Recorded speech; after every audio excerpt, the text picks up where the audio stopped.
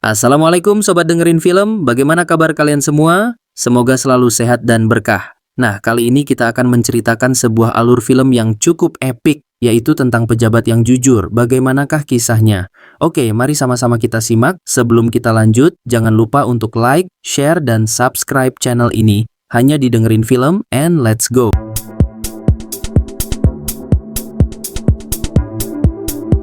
Cerita diawali dengan memperlihatkan seorang menteri bernama Satya. Tiba-tiba dia terbangun dari tidurnya setelah mengalami mimpi buruk kenangan masa lalu saat dirinya melakukan kampanye di hari pertama menjabat sebagai calon menteri. Bukan hanya itu, ia juga berhalusinasi melihat seorang ibu dan anak tanpa wajah yang membuatnya takut, sehingga ia langsung terkena serangan jantung saat itu juga. Para bawahan yang menyadari jika Satya tersedarkan diri akibat serangan jantung pun, mereka segera membawanya pergi ke rumah sakit. Namun, di tengah perjalanan, jalan layang yang baru saja dibuat tiba-tiba ambruk hingga tak ada pilihan lain, dan mereka memutuskan untuk menggotongnya saja.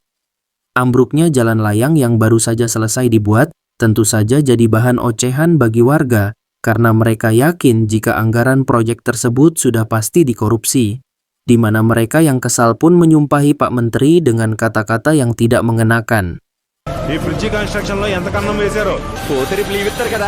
Setibanya Pak Menteri di rumah sakit, beliau langsung diberikan perawatan di mana kedua putranya yang haus akan kekuasaan pun malah kegirangan ketika monitor detak jantungnya menunjukkan bahwa Pak Menteri sudah tidak bernyawa lagi. Namun keajaiban seketika terjadi tatkala Satya kembali sadar dan pulih. Ia langsung berbincang-bincang dengan asistennya bernama Sabha mengenai dirinya yang ingin bertobat karena selama masa penjabatannya selalu melakukan kesalahan. Niat baik tersebut pun membuat Sabha yang sudah lama bekerja dengan Satya sangat bangga akan keputusan yang diambil beliau. Lantas kesalahan apa yang Satya perbuat hingga membuat dirinya ketakutan? Dan inilah Games Changer, berlatar di kota Uttar Pradesh. Cerita diawali dengan memperlihatkan sekelompok penjahat yang langsung menghentikan laju kereta, di mana hal itu mereka lakukan karena ingin mencari seseorang yang diduga telah berbuat macam-macam dengan salah satu bos mafia di kota tersebut. Namun, sesuatu mengejutkan terjadi tatkala orang yang mereka cari tiba-tiba muncul dan pria yang mereka cari rupanya mantan IPS bernama Ram, seorang polisi jujur yang berpegang teguh dengan keadilan. Karena saat masih menjabat sebagai polisi, dirinya berhasil menyita sebuah pabrik ilegal yang membuat pemilik pabrik tersebut marah, sehingga langsung mengirimkan krocok-krocoknya untuk menangkap Ram. Beruntung Ram mampu mengalahkan belasan musuh seorang diri.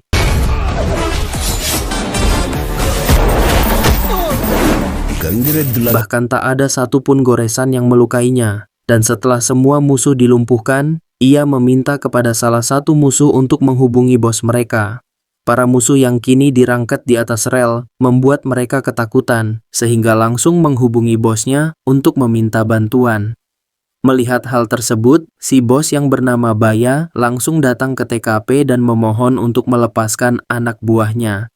Dikarenakan Ram tak kunjung melepaskannya, Baya memberikan helikopter secara gratis sebagai jaminan jika dirinya tak akan berbuat seperti ini lagi. Mendapat untung yang begitu besar, Ram pun melepaskan mereka semua. Kemudian Ram kembali melanjutkan perjalanannya, yang setibanya di rumah ia diminta oleh sang ibu dan disuruh keluarganya untuk segera menikah. Namun permintaan tersebut langsung Ram tolak mentah-mentah karena sampai saat ini dirinya masih mencintai kekasih yang kini telah menghilang.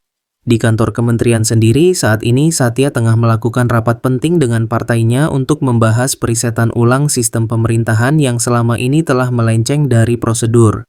Ia juga mengumumkan bahwa dirinya akan menjabat 1 tahun lagi. Namun sebelum pensiun, ia meminta kepada seluruh anggota untuk tidak melakukan korupsi, menghilangkan sogokan, memusnahkan pungli, dan lain sebagainya. Di mana keputusan itu membuat kedua putranya sedikit merasa tertekan dengan prosedur baru tersebut. Di sisi lain, seorang wanita yang agak nampak aurat ini merasa risih ketika dirinya terus dilihat oleh pria di sampingnya. Sehingga tanpa pikir panjang, ia pun langsung menamparnya yang membuat orang lain ikut menghajar pria tersebut. Rupanya pihak tersebut adalah seorang asisten dari kepala daerah bernama Satam, di mana kesalahpahaman tersebut membuat dirinya sedikit malu dan segera menjelaskan yang sebenarnya. Karena ternyata ia ditakdirkan berjalan menyamping atau sedikit pileng sejak dirinya dilahirkan. Bahkan ketika mengendarai motor pun duduknya tetap menyamping. Setelah memberikan penjelasan, Satam bergegas menuju kantor kepala daerah yang setibanya di sana, ia langsung diberi perintah oleh Ram untuk mengumpulkan jajaran yang bertugas di daerahnya. Di mana setelah semuanya berkumpul, Ram memberikan sebuah edukasi sekaligus langsung memecat pejabat yang melenceng dari aturan. Promotion nih, ఒక 1 year apa? Oke, sir. Berlatar di sebuah pertambangan. Kini pengelola tambang pasir bernama Simha kedatangan pemilik asli yang tiada lain adalah anak bungsu Satya bernama Pide. Di mana kedatangan Pide di sana hanya ingin menghentikan aktivitas tambang sementara waktu, mengingat sang ayah yang saat ini telah insaf dan mulai berubah, membuatnya sedikit ketakutan karena tak ingin tambang ilegalnya disita. Yang di tengah obrolan mereka bawahan si Simha tiba-tiba datang untuk memberitahunya bahwa kepala daerah baru mengundangnya ke acara pertemuan esok hari. Keesokan harinya, seluruh pebisnis berkumpul di suatu ruangan yang di sana Ram langsung membahas inti topik, yaitu meminta kepada para pebisnis untuk mengurangi premanisme atau mencari uang dengan cara kekerasan. Sayangnya, para pebisnis tersebut sama sekali tak menyetujui permintaan tersebut. Sehingga demi menyadarkan para pebisnis, Ram menyewa tim dan mengajak mereka semua untuk melakukan pemeriksaan ke setiap tempat bisnisnya masing-masing. Para pebisnis yang awalnya enjoy tak memikirkan apa yang akan terjadi selanjutnya. Tiba-tiba mereka dibuat gelisah ketika Ram melakukan pemeriksaan pada gudang beras.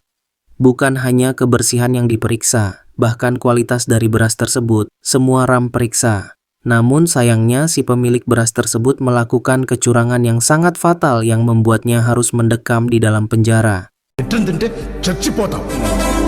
Kemudian Ram melanjutkan pemeriksaan kedua yaitu sebuah mall terbesar di India. Di sana Ram menyewa mobil pemadam kebakaran untuk naik ke lantai 5. Lagi dan lagi si pebisnis tersebut tidak memenuhi standar mall. Sehingga dengan sangat terpaksa Ram merobohkan bangunan itu yang membuat si pemiliknya lemas tak berdaya. Tindakan tersebut membuat para pebisnis ketakutan sehingga langsung memohon agar tempat bisnis mereka tidak diperiksa dan berjanji akan melakukan bisnis sesuai dengan aturan yang tertera. Mendapat permohonan begitu terus dari mereka dengan niat baiknya memberikan kesempatan kedua. Singkat cerita, malam pun tiba. Saat Ram berkumpul dengan teman-temannya, ia diberi banyak pertanyaan mengenai Ram yang tak kunjung menikah. Tak ingin membuat temannya penasaran, Ram pun menceritakan awal mula kisah cintanya. Saat Ram masih menjadi seorang pelajar, dirinya mengetahui jika salah satu murid di kampusnya ada yang menanam ganja. Ram tak ingin apabila kampusnya disegel oleh pihak berwajib pun meminta kepada murid tersebut untuk segera memusnahkannya. Akan tetapi permintaan itu langsung ditolak, sehingga setelah memberi pelajaran kepada murid nakal itu, Ram melanjutkan penghajarannya ke pelaku yang kedua, yaitu seorang profesor mesum. Namun sayangnya, Ram yang dan tidak bertanya lebih jelas malah salah menghajar, di mana tindakan tersebut membuat putri profesor bernama Depi marah besar sehingga tanpa pikir panjang langsung menjebloskan Ram ke penjara. Dengan masuknya Ram ke penjara, membuat teman-temannya khawatir dan langsung memohon kepada Depi untuk mencabut gugatannya karena Depi tak kunjung menuruti permintaan tersebut. Salah satu teman menjelaskan bahwa Ram melakukan tindak kekerasan karena ingin memberikan pelajaran kepada profesor yang mencoba untuk melakukan pelecehan ketika jam pelajaran terjadi. Mendengar hal tersebut, Devi segera mencabut gugatannya meski diiringi hati yang berat. Setelah kejadian itu, rupanya Ram terjebak pada cinta pandangan pertama, yang kemudian Ram terus mencoba untuk mendekati Devi, berharap cintanya akan terbalas. Namun baru saja pendekatan, Ram malah menghajar seorang pria asing yang terus memperhatikan Devika, di mana tindakan tersebut harus kembali berakhir dengan kekesalan Devika. Tak menyerah begitu saja. Ram kembali mengejar cintanya dan mulai bertanya terkait bagaimana agar dirinya bisa dilihat oleh Devika. Bahkan ia juga berjanji akan merubah serta mengurangi amarahnya supaya Devika bisa berpaling pada dirinya. Dan usaha tersebut ternyata tidak sia-sia karena Devi memberikan waktu untuk Ram berubah. Ram yang sudah tergila-gila dengan kecantikan Devi, ia mulai mengontrol emosinya pada setiap kegiatan yang dilakukan. Terbukti ketika ia ditilang oleh polisi, Ram benar-benar tak ambil pusing meski dirinya tak bersalah sedikit pun. Perubahan tersebut membuat persentase cinta Devi semakin meningkat. Kali ini emosi Ram benar-benar diuji ketika dirinya mendapat cemoohan dari teman sekampusnya, yang karena saat ini Ram sudah dibutakan oleh cinta, dirinya tak mempermasalahkan cemoohan tersebut. Hingga akhirnya kesabaran Ram membuahkan hasil, tatkala Devi sudah mulai mencintai Ram dengan sungguh-sungguh. Baru saja beberapa menit Ram merasakan kebahagiaan karena cintanya terbalas. Ia harus kembali menerima kenyataan pahit ketika emosinya kepada teman sekampus yang mencemoohkannya tak terbendung lagi, yang sontak langsung menghajar mereka semua. Hal tersebut ternyata dilihat oleh Devika yang membuat persentase cintanya menurun total. Devika yang tak ingin Ram terus melakukan tindak kekerasan menyuruhnya untuk mendaftarkan IAS atau sekolah kenegaraan. Namun karena Ram merasa dirinya tak cocok di bidang tersebut, ia menawar untuk mendaftar menjadi anggota polisi. Akan tetapi Devika tetap menyuruhnya untuk masuk ke IAS, dan apabila Ram tidak berhasil, maka mereka berdua tidak akan pernah menjalin hubungan lagi.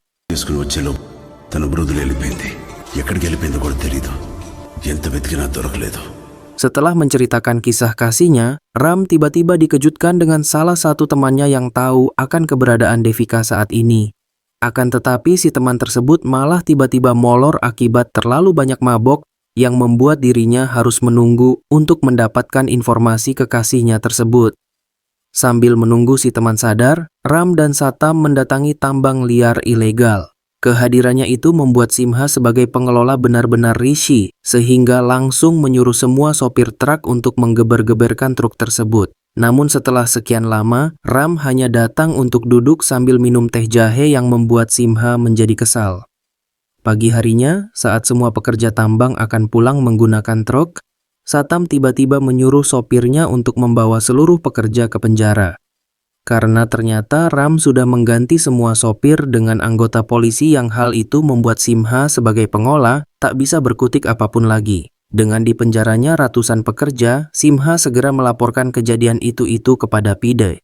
Namun setelah mengetahui biaya yang dibutuhkan untuk mengeluarkan seseorang, membuat Pide berubah pikiran dan menyuruh Simha untuk mencari pekerjaan lain saja. Sementara di sisi lain, setelah Ram mengetahui lokasi keberadaan Devika saat ini, dia langsung tancap gas ditemani oleh Satam. Yang setibanya di sana, Ram menyuruh Satam untuk memberitahu Devi bahwa Ram akan datang menepati janjinya. Yang setelah Devi diberitahu akan hal itu pun membuatnya benar-benar bahagia, sehingga ia langsung memintanya untuk segera masuk ke sana. Pertemuan pertama mereka harus diawali dengan keegoisan masing-masing. Tatkala Ram kekeh ingin Devika menghampirinya, begitupun sebaliknya Devika ingin Ram menemuinya terlebih dahulu. Namun meskipun begitu, Devika menurunkan egonya dan langsung pergi menemui Ram. Akan tetapi, setibanya Devika di luar malah melihat Ram pergi tanpa ada penjelasan sedikit pun. Baru melaju beberapa meter, untungnya Ram melihat Devika dari kaca spion mobil dan langsung kembali menemui kekasih hatinya, yang di sana perselisihan kembali terjadi. Ketika Ram tak mau masuk ke dalam, hal tersebut tentu saja membuatnya kesal, sehingga memutuskan untuk pergi dari hadapan Ram saat itu juga.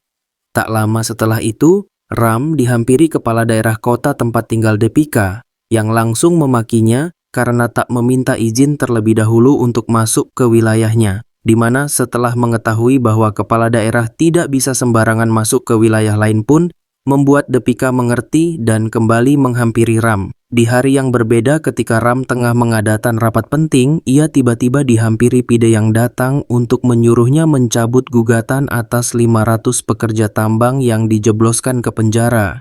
Namun sayangnya permintaan tersebut sama sekali tak Ram gubris dan menyuruhnya untuk menunggu hingga rapat selesai. Pide tak mempunyai pilihan lain. Dengan sedikit kesal, Pide menunggu rapat hingga selesai, yang kemudian Pide kembali meminta kepada Ram untuk mencabut gugatannya tersebut. Akan tetapi Ram yang berpegang teguh dengan keadilan sama sekali tidak menurutinya, hingga membuat Pide benar-benar kesal dibuatnya.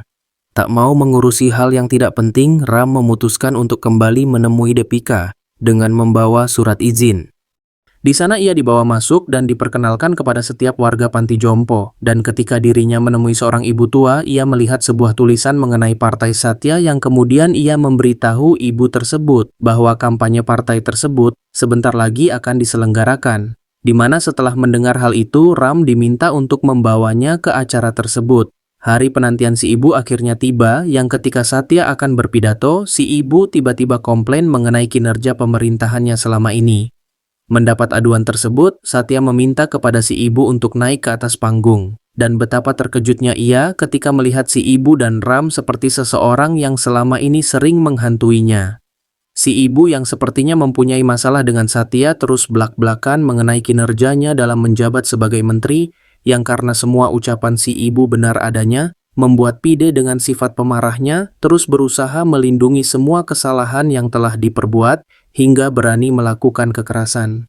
Di mana tindakan tersebut tentu saja membuat Ram marah dan langsung menghajarnya.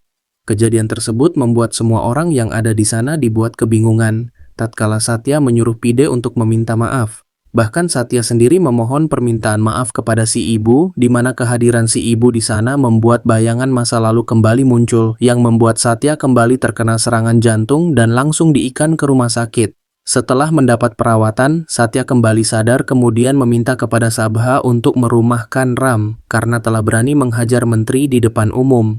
Bukan hanya Ram yang mendapat hukuman, ternyata Pide juga mendapat hukuman yang jauh lebih serius, yaitu dirinya dipecat dari jabatan menteri akibat perbuatannya selama ini.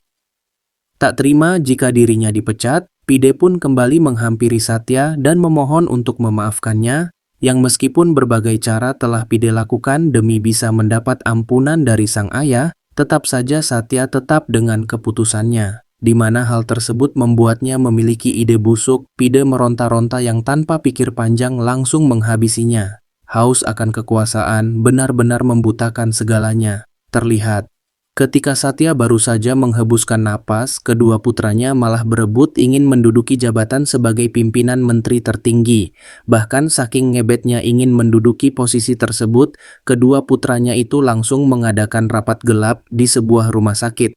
Putra bungsu Satya yang bernama Muni yang kekeh ingin juga menjadi pimpinan menteri tertinggi seketika berubah pikiran setelah mengetahui bahwa kematian ayahnya ternyata dihabisi oleh Pide. Ia yang takut hal buruk akan menimpanya malah memilih untuk mendukung Pide. Setelah publik mengetahui bahwa Satya telah meninggal, Pide segera mengadakan acara pelantikan dirinya sebagai calon menteri selanjutnya. Dan demi melancarkan acara tersebut, Pide menyogok polisi untuk menangkap Ram, yang saat ini akan melangsungkan acara pernikahan. Dan tanpa membutuhkan waktu lama, akhirnya Ram berhasil ditangkap. Sehingga Pide yang saat ini benar-benar sangat bahagia karena keinginannya menjadi pimpinan menteri tertinggi tercapai, seketika dibuat kesal tatkala Samha tiba-tiba menunjukkan rekaman video Satya yang menyebutkan bahwa calon penerus menteri selanjutnya akan diberikan kepada Ram. Hal tersebut tentu saja membuat semua orang dibuat terkejut. Bahkan polisi yang disogok Pide seketika menghentikan aksinya dan langsung memberikan hormat seketika pada Ram. Tak lama setelah Ram diumumkan akan menjadi menteri selanjutnya, Sabha langsung mengirimkan tim keamanan untuk membawa Satya ke tempat peristirahatan terakhirnya sekaligus diminta untuk menyalakan api kremasi. Dan setelah selesai, Ram dibawa ke suatu tempat untuk menceritakan sesuatu yang mengejutkan. Beberapa tahun yang lalu, sebuah desa yang dulunya mempunyai kehidupan tenang dengan hasil bumi yang melimpah, tiba-tiba berubah semenjak tambang besi mulai beroperasi. Seorang pria cerdas berwibawa bernama Apana tanpa segan-segan melaporkan tindakan tersebut ke pihak berwajib, dan dengan dukungan sahabatnya bernama Mukunda, akhirnya ia bisa menemui pemilik proyek tersebut untuk membahas perihal permasalahan tambang. Dan dengan kemampuan dalam menyampaikan sesuatu, membuatnya berhasil mengalahkan si pemilik tambang hingga tak bisa berkutik. Mukunda. Pengajuan yang buat kepada pemerintah akhirnya membuahkan hasil, tatkala pemerintah menyetujui pemberhentian paksa proyek tambang tersebut, di mana keberanian beliau membuat seluruh penduduk desa bangga dibuatnya. Melihat kemampuan Apana dalam berpolitik, Mukunda segera mengajaknya masuk ke dunia politik sekaligus membuat partai baru. Namun sayang, Apana yang tahu bahwa dengan berpolitik, pertemanan mereka akan hancur pun memutuskan untuk tidak menyetujuinya. Tapi, setelah Mukunda mengajukan berpolitik tanpa uang, Apana seketika berubah pikiran dan langsung menyetujuinya demi meresmikan partai tersebut. Apana dan anggotanya mengundang beberapa reporter untuk melakukan wawancara mengenai partai baru tersebut, yang meskipun Apana gagap dalam berbicara, namun ia berhasil memberitahu semua orang jika partai ini akan berjalan tanpa uang dan sogokan, yang berarti setiap pemilihan atau kegiatan apapun tidak akan mengeluarkan uang sepeser pun. Namun karena penyampaian yang diberikan Apan sangat gagap, membuat para reporter itu sedikit mencemoohkannya. Si istri yang bernama Parpati sangat mendukung Apana untuk menjadi ketua partai tersebut. Ia terus berusaha menghilangkan kegagapan suaminya. Berbagai cara bahkan ritual sekalipun semua telah Parpati usahakan hingga pada akhirnya usaha tersebut berakhir sia-sia. Karena Apana memilih diam dan akan ada orang lain yang menyampaikan setiap pidatonya nanti.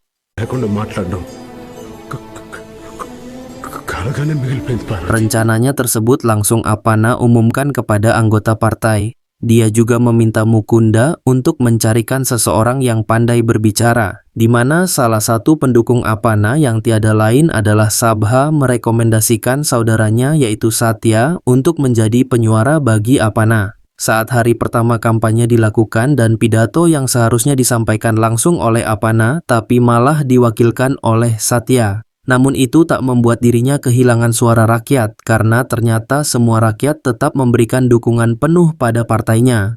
Meskipun yang berpidato adalah orang lain tak membuat Apana patah semangat untuk menulis pidato yang nantinya akan disampaikan oleh Satya.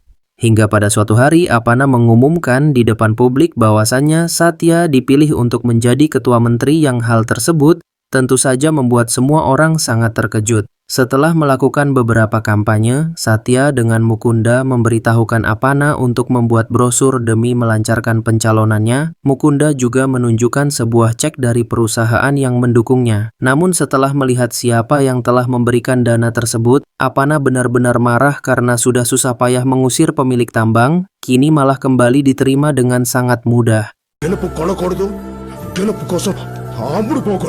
Mendapat izin dari Apana, Satya dan Mukunda datang ke perusahaan tambang yang menjadi pendukung partainya, yang di sana mereka berdua berniat untuk menolak pemberian si pemilik tambang. Akan tetapi setelah melihat uang yang begitu banyak, Satya dan Mukunda berubah pikiran dan langsung menyetujuinya. Informasi terkait Satya dengan Mukunda yang menerima uang dari si pemilik tambang telah sampai ke telinga Apana, yang membuatnya marah besar. Dan tanpa pikir panjang, Apana akan melakukan konferensi pers untuk menyatakan pembubaran partainya ini. Mengetahui informasi tersebut membuat Satya dan Mukunda kelabakan memikirkan cara untuk mencegah Apana membubarkan partai itu, sehingga Mukunda mempunyai ide cerdas untuk mencuri keluarga Apana agar konferensi pers batal dilakukan.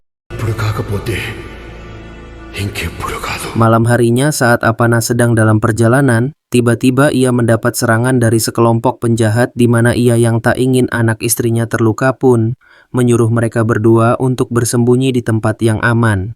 Sedangkan Apana sendiri akan melakukan perlawanan kepada para penjahat tersebut, yang meskipun Apana mampu menghabisi penjahat itu, dirinya tetap merasa sangat kesakitan tatkala terkena serangan yang membuat Apana terluka. Dengan sedikit tenaga yang tersisa, Apana mencoba untuk menghubungi siapapun demi bisa membantunya. Hingga pada akhirnya telepon tersebut diangkat oleh salah satu anggotanya yang langsung menanyakan keberadaan Apana saat ini. Namun tanpa ia sadari si anggota tersebut kini sudah dihabisi oleh Satya, karena tak ingin satu orang pun mengetahui perbuatan buruknya. Satya yang mengetahui lokasi Apana saat ini, segera menghampirinya saat itu juga, yang setibanya di sana, Satya bersandiwara seolah-olah dirinya mempedulikan Apana. Tapi tak lama setelah itu, Satya mulai menunjukkan sifat yang sebenarnya tatkala dengan berani menghabisi Apana. Bahkan Mukunda pun ikut dihabisi olehnya. Setelah kejadian tragis itu terjadi, Satya mengadopsi kedua putra Mukunda, yang tiada lain adalah Pidep dan Muni, demi menghilangkan kecurigaan anggota partai. Itulah sedikit cerita kenapa Satya sering dihantui bayangan masa lalu, di mana setelah Ram mengetahui semua fakta tersebut, membuat dirinya lemas tak percaya dengan semua yang telah terjadi. Ia juga sangat kecewa kepada Sabha, karena telah melakukan kejahatan yang sangat fatal hanya demi mengejar kursi kekuasaan. వాడికి నా చేతులతోనే తలకొరి పెట్టించారు. క్షమించు బాబు. సత్యం. Setelah mengetahui fakta yang sebenarnya, Ram kemudian mengunjungi ibunya ke panti untuk meminta maaf karena dirinya telah meninggalkan ibu seorang diri, yang mana perbuatan tersebut membuat si ibu sangat terharu. Demi mewujudkan keinginan terakhir mendiang Satya, Sabha segera melantik Ram untuk menjadi penerus pimpinan ketua menteri tertinggi. Pide yang tak terima akan hal itu pun terus-menerus mencari kesalahan dan mengutak-ngatik perundang-undangan demi bisa membatalkan pelantikan tersebut. Hingga pada akhirnya Ram memilih untuk tidak menyetujuinya, dengan kata lain mengundurkan diri dari jabatannya tersebut. Keputusan tersebut tentu saja membuat Pide kegirangan, dan tak tanggung-tanggung ia langsung memanfaatkan situasi dengan membuat surat untuk mencabut jabatan Ram sebagai kepala daerah saat ini, di mana hal tersebut membuat semua orang kebingungan, karena orang jujur seperti Ram malah akan dipecat hanya dengan alasan yang tak masuk akal. Setelah berhasil menggagalkan Ram dari pelantikan pimpinan menteri, percaya dirinya menduduki singgasana jabatan tersebut.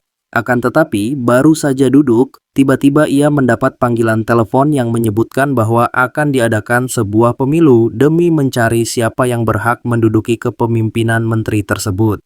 Hal itu benar-benar membuat Pide sangat kesal. Hingga tak lama setelah itu, ia tiba-tiba dihampiri Ram yang mengolok-olokkan Pide karena hanya menjabat 1 jam menjadi pimpinan menteri. Setelah mengetahui kebusukan Pide, Ram akhirnya berubah pikiran dan bersedia menjadi pimpinan menteri tertinggi meskipun harus melewati tahap pemilu terlebih dahulu. Terbukti, Ram beserta partai barunya mulai bersatu melakukan kampanye untuk lebih mendekatkan diri kepada seluruh rakyat. Berbeda dengan Pide, dirinya hanya sibuk menanyakan berapa harga per 1 suara untuk memenangkan dirinya dalam pemilu. Setelah mengetahui harga money politik yang akan dilakukan, Pide yang haus akan kekuasaan pun langsung membagikan ke seluruh rakyat tanpa mendapat sebuah kendala. Yang mana hal tersebut tentu membuat sebagian rakyat sangat kegirangan karena mendapat serangan fajar yang begitu fantastis. Hal seperti ini mirip-miriplah seperti di Konoha. Hampir semua tempat dan tingkat jabatan melakukan hal yang sama, yaitu sogokan. Sehingga nikmatilah harga bahan pokok naik, BBM naik, pengangguran di mana-mana, bahkan jalan-jalan semakin payah dilewati. Akhirnya semua uang Pide terkuras begitu banyak. Kemudian ia dihampiri oleh Ram yang memberitahukan bahwa Pide akan terkena hukuman karena melakukan money politik. Mendengar hal itu, Pide tak ambil pusing dan memilih untuk pergi dari sana saat itu juga. Belum selesai menabur-naburkan uang demi menjalankan politik kotornya. Puluhan kontainer berisikan ratusan miliar uang pun dikerahkan kepada setiap wilayah untuk mendapatkan suara terbanyak, hingga kontainer terakhir yang berisikan uang paling banyak pun dikerahkan. Dan dengan cepat Ram menyita kontainer tersebut yang membuat Pide kelabakan dibuatnya karena tak bisa berbuat apapun selain mengikhlaskan uang triliunannya. Amarah Pide kepada Ram semakin memuncak sehingga dengan berani menghancurkan panti tempat ibu kandung Ram tinggal, Pide juga menyebutkan bahwa dirinya telah menanam bom di TPS sebagai peringatan untuk Ram agar tidak berbuat macam-macam dengannya. ఓ 7 చోట్ల బాంబులు పెట్టించారు. Hari yang dinanti Pide akhirnya tiba. Semua rakyat mereka kerahkan untuk mengisi suara. Bahkan nenek-nenek pun mereka bawa demi tak ada satupun warga yang melewatkan pencoblosan penting ini. Dan seperti biasa, penyakit internasional pun terjadi tatkala sekelompok pria terus-menerus melakukan kecurangan. Para staf yang menyadari akan hal itu pun langsung melaporkan kepada Ram. Akan tetapi Ram memilih untuk dia menunggu hasilnya saja. Dengan kepercayaan diri tingkat dewa yang dimiliki oleh Pide, dirinya malah mengolok-olokkan Ram karena tak mungkin bisa memenangkan pemilihan ini. Meski begitu, Ram ternyata diam-diam membuat rencana lain yang akan membuat jari licik bengkak apabila melakukan beberapa kali pencoblosan. Mengetahui hal tersebut, Pide tentu saja marah karena terus terjebak di perangkap yang Ram buat. Meskipun telah berhasil memenangkan pemilu tahap pertama, malam harinya Ram yang tak bisa tidur pun tiba-tiba mendapat panggilan telepon dari penjaga panti yang memberitahukan bahwa ibu kandungnya telah menghilang. Mendengar hal itu, Ram segera pergi ke panti dan benar saja Ram menemukan HP sang ibu yang terdapat histori pencarian tutorial cara melakukan bundir dengan menggunakan asam sulfat yang rupanya itu karena tekanan dari Pide. Tak bisa terus-menerus berlama-lama di sana, Ram segera pergi ke pabrik kimia yang langsung menuju sebuah tempat asam sulfat. Dan betapa dibuat terkejutnya Ram tatkala sang ibu benar-benar masuk ke dalam cairan asam sulfat di mana penyesalan pun terjadi setelah melihat ibunya berkorban demi karir sang anak. Setelah berkabung atas tewasnya sang ibu, membuat Ram tidak mau menyia-nyiakan perjuangan beliau. Ram kembali bergerak dan mengawasi pemilihan di putaran kedua. Dan setelah pencoblosan selesai, Ram langsung mengamankan mesin perhitungan suara yang dibawa dengan sebuah drone. Keesokan harinya, saat tiba hari perhitungan suara atau rekapitulasi suara, Trump bersiap untuk menjaga ketertiban karena ia memprediksi jika kerusuhan akan terjadi. Dan benar saja, ribuan anak buah telah Pide kerahkan untuk membuat onar di gedung perhitungan suara. Sehingga demi bisa melindungi satu mesin suara, Ram harus melawan setiap serangan yang diberikan. Namun sayangnya kemampuan Ram kali ini tak mampu untuk mengalahkan Pide. Hingga ketika dirinya sudah tak berdaya, Ram teringat akan pengorbanan sang ibu demi bisa menyelamatkan karir anaknya, yang hal itu membuat kekuatan Ram kembali. Dan setelah semua permasalahan selesai, akhirnya Ram bisa menjadi pimpinan menteri sekaligus bisa mewujudkan keinginan mendiang sang ayah, di mana rakyat bergemuruh atas terpilihnya Ram menjadi pimpinan menteri yang tentunya bisa mewujudkan keadilan, menegakkan keadilan pada warga tanpa pandang bulu. Dan dengan kesederhanaannya menjadikan partai tanpa uang benar-benar nyata adanya. Dan film pun berakhir. Oke, mungkin sekian cerita alur film kita kali ini. Ya, pesannya adalah setiap perbuatan akan menemukan konsekuensinya. Setiap kesalahan akan menemui penebusannya. Setiap kebenaran akan menemukan jalannya. Terima kasih telah menonton channel ini and see you.